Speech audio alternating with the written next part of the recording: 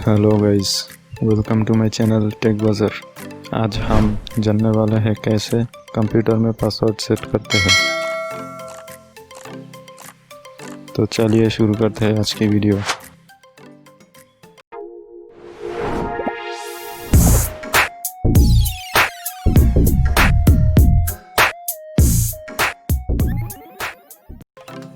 पहले हम लोगों को जाना पड़ेगा सेटिंग्स में।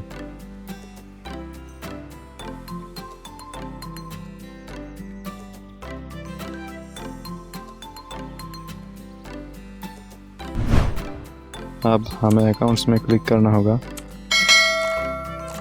उसके बाद साइन इन ऑप्शन में जाना होगा। अब पासवर्ड ऑप्शन में क्लिक करके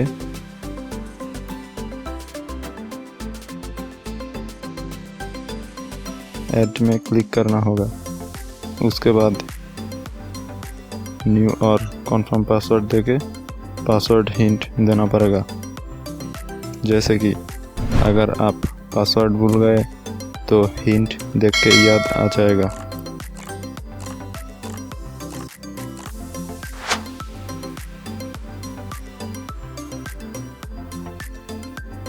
अगर आपको यह वीडियो अच्छा लगा तो लाइक और सब्सक्राइब कर देना।